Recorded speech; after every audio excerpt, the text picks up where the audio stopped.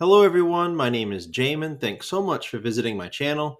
In this video, I have an HP EliteBook 850G5. I'm going to take you on a teardown or disassembly tour, show you how to get inside, and many of the various components you can access once you're in. So first thing, power down your computer the correct way, make sure it's off and unplugged from your charger. We're then going to flip it over to access our bottom case screws. After removing all the screws seen here, you're going to take a small, flat, preferably plastic pry tool. I say plastic because it'll scratch your case less than a metal one will. We're going to go across the seam all the way around and pry the bottom case off from the rest of the computer. Now it's generally best to start in the back near one of the two corners. Don't go too far in with the pry tool. You could damage some internal components. Just keep it on the edge. Go slow but firm. And if you get stuck going in one direction, just leave it, start on the other side, and go the other way. After you get your bottom case off, this is what you're looking at for the inside of your computer. Now, as a general computer repair side note, whenever I'm working on a computer in my shop, it's sitting on an anti-static mat. Either that or an anti-static bracelet are great ideas to avoid damaging anything when you're working on your computer. If you would like any help with tools or supplies for your project, there will be a link above. Also below in the description, it'll be a list of all the tools and supplies that I use in my shop, and I will also include in that list all the replacement and upgrade parts for this specific model computer, the 850G5. Now, before I touch anything in a computer, I always remove or at least unplug the battery. A computer is safest to work on when as little power as possible is running through it. Now, here's your battery right down here. This is an 11.5 volt battery, 56 watt hour. And if you're looking for a replacement, the model number for this battery is TT03XL. I will have all that information below in the description if you need it, but I will also include a battery replacement option in that link I just told you about below in the description with all of this model's replacement parts. This battery has 4 screws. Each one will have a little white arrow or triangle next to the M2.5 notation. So you have the one here, here, here, and here. And the battery plugs into the motherboard right here. Now, this goes for any cables or wires in a computer. Try not to pull on the actual wires if at all possible. If you can, just manipulate the plug. And this is a nice plug. It's got a grip on either side. You can use your fingernails or a pry tool to wiggle that out of that port without having to pull on that wire too much. And I guess the last thing to mention about this kind of operation, if you're here because your computer is not turning on, you may have a bad battery and it may need to be replaced, but keep in mind that a laptop should still turn on and work correctly, even with a bad battery, as long as you have your power adapter plugged in. So if your computer is not turning on, there may be another issue than simply a bad battery. I will have a link above, also below in the description. It will be a video tutorial showing you how to troubleshoot a laptop that's not turning on so you can find the cause and fix it. So here towards the left side of my screen, you have your single storage drive right there. It's an M.2 solid state drive port. These are the larger solid state drives, the 2280s, PCIe, NVMe drives, M.2 as mentioned before, and this takes Gen 4 solid state drives. I will have all the solid state drive information below in the description if you need it, but I will include a couple different replacement and upgrade options below in the description in that link I told you about with the replacement parts for the G5. I will include a 1 terabyte solid state drive and a 2 terabyte solid state drive if you really want to upgrade. The way these operate, they're very simple. You have a single screw right here on this end. You take that screw out, and then you can easily slide this out of this port here on the right. And then to put it back in, you just place it in there, make sure it's nice and flush and even, and then you screw it down, not too hard, you don't want to damage it, but just enough to secure it in place. And I guess the last thing to mention about this kind of operation, if you are replacing your drive in a computer, you're probably going to need to install an operating system to it when you're done. If you would like help with that, I will have 2 video links below in the description. One will show you how to install Windows 10 onto an HP. The other will show you how to install Windows 11. So here's your 2 RAM ports here, side by side.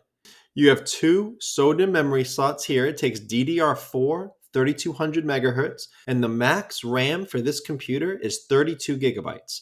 I will have all that information below in the description if you would like it to help you find replacement or upgrades, but I will also include a couple options in that link I told you about below in the description with all of this computer's replacement parts.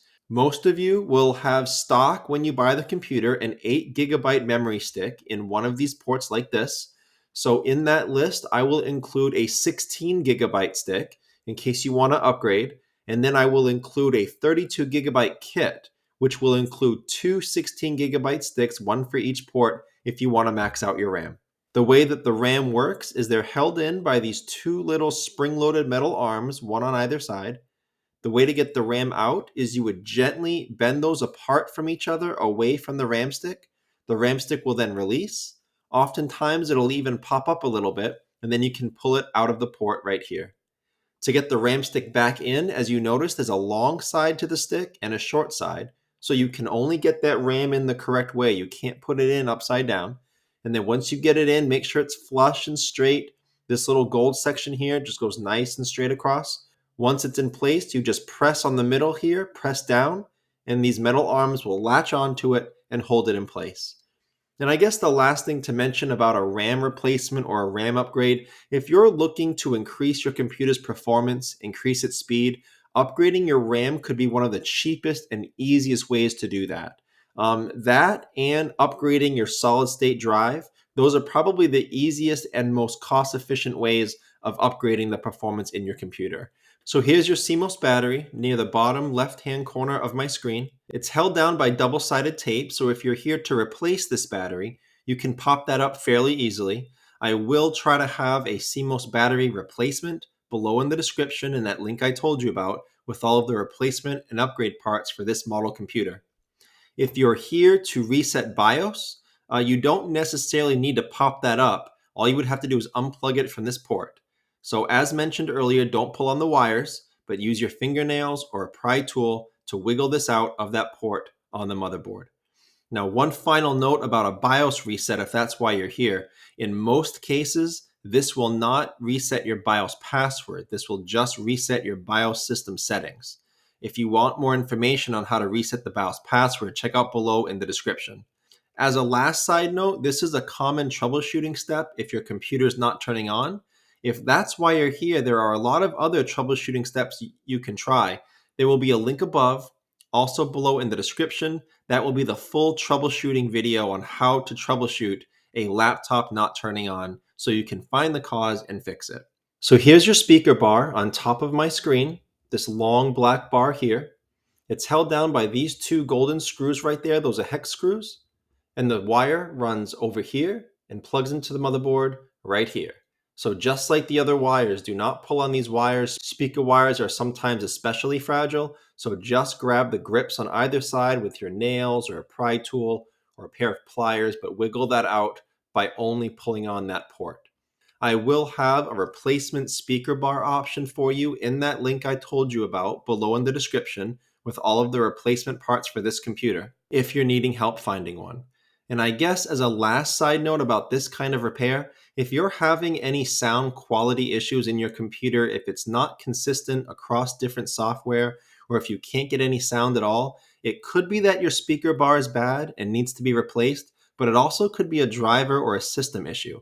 I will have a link above, also below in the description. It'll be a tutorial showing you how to make sure all your drivers are updated, your system is updated, so you may be able to rule that out before coming in here and trying an invasive repair like this. Your Wi-Fi cards are right up here, top left of my screen.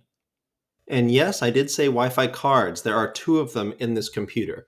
You have this smaller one here in this port and this larger one here in this port. This model computer has two cards because it's designed to be used with Intel 8265 wireless AC tech. That allows for both 2.4 gigahertz and 5 gigahertz to be used at the same time. So it's meant to give you a better, more stable Wi-Fi connection. They do work in the exact same way. They're both held down by a single screw on top. And then once you remove that screw, you can get each card out of this bottom port. All you would have left are two antenna wire that snap onto either one. Those are just snaps. Those come directly up and off of the Wi-Fi card. And then to put them back down, they do need to be at a perfect 90-degree angle to get down. And you are strong enough to damage them if they're not at the right angle and you try to force it. So just go slow, be patient. It could be a little bit of a pain if you're not used to it, but you will be able to snap those back on. I will have all the Wi-Fi card information below in the description, including their part numbers if you're looking for your own replacement, but I will try to have replacement options below in that link I told you about with all of the upgrade and replacement parts for this model computer.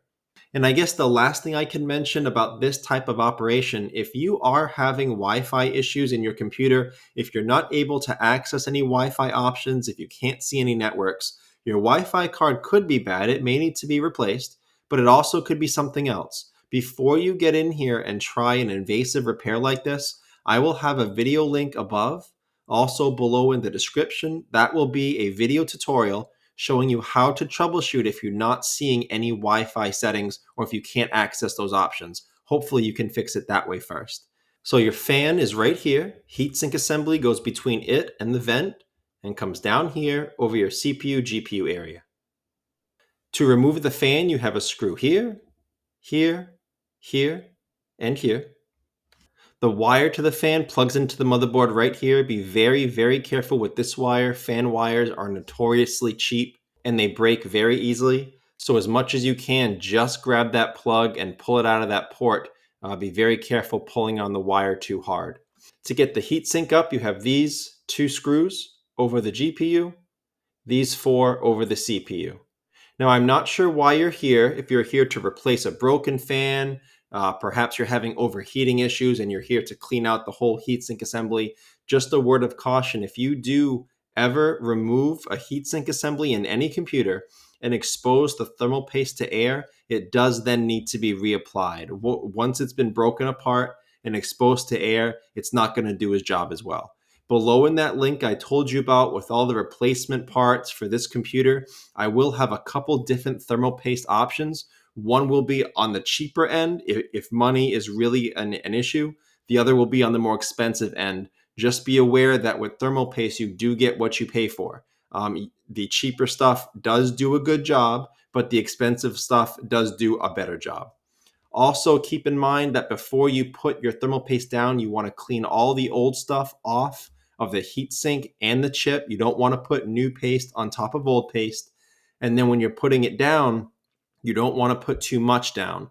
If you put too much thermal paste down, you could lock heat in rather than facilitate its transport out. If you would like help with any of that process, I'll have a video link above. Also below in the description, it will be a tutorial on how to fix an overheating computer. And one of the things it will show you is how to clean all the old paste off and how to correctly apply the right amount of new thermal paste.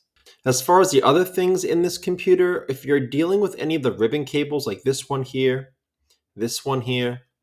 these 2 small ones here, they're all over the place. When you deal with those ribbon cables, be very, very careful. I'm going to tell you how to operate it safely. If you do break it, specifically the movable clip, here it's black, this one's black, these 2 up here are white. If you damage those or break them, you're probably not going to find a replacement, which means the ribbon cable will never securely fasten again. So be very careful when working on them. The way it works, these black clips here, and again, these white ones up here, they open and shut kind of like a book cover. So they open from the ribbon cable end. So the bottom end here, this one will open from the left side here toward the ribbon cable. This one will open from the top toward the ribbon cable. So it's the ribbon cable side end. You're going to want to take a small, very, very flat pry tool, slide it under that clip, and pop it up very gently so that it opens again like a book cover. And then to put it back down, you would get your ribbon cable in there, make sure that's flat, and then gently press that down. Be very careful with those clips.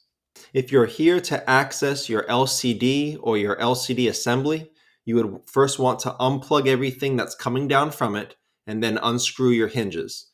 So you have 2 things coming down. You have your Wi-Fi antennas coming down through this hinge assembly up here, and they run through this area and they snap onto your 2 Wi-Fi cards. You're going to want to unsnap those from the Wi-Fi cards, unrun them from here, get them free. And then on this side, this hinge assembly, you have the LCD wire coming down and plugging in right over here. Now, these two are just pull tabs. You can see on your computer there's a black pull tab. You just grab it firmly and pull up and off of the motherboard, and those will snap off. Once you get those two wire assemblies free, you'll unscrew your hinge assemblies from each side, and then you can remove your LCD assembly. Now, most computer shops, we prefer to, if your LCD is damaged or anything's wrong, we prefer to replace the entire LCD assembly. It's faster, easier not to break anything. But if you're doing this a DIY project and your LCD is damaged, it's a lot cheaper just to replace the LCD and to keep the rest of the assembly. If you are trying to do that, I will have a video link below in the description. It'll be a general tutorial of how to open up your LCD assembly, access your LCD to replace it. If you're having issues with your specific model getting into it, leave me a comment and I'll try to help you out. But that's the end of this video, how to get inside the 850 G5 and access many of the internal components. Thanks again so much for watching. Please remember to like and share if this helped you out, if you think it can help someone else out. And feel free to subscribe if you enjoy DIY computer content like this, or if you just want to keep me on hand to answer any of your future computer questions. I do try to answer all questions throughout my channel at least a couple times a day. Also, feel free to check out the related links section below in the description. From time to time, I do try to add things in there that I think will help you with your general computer life, make it more productive, more enjoyable. So thanks again for watching, everyone. I look forward to seeing you on my next video.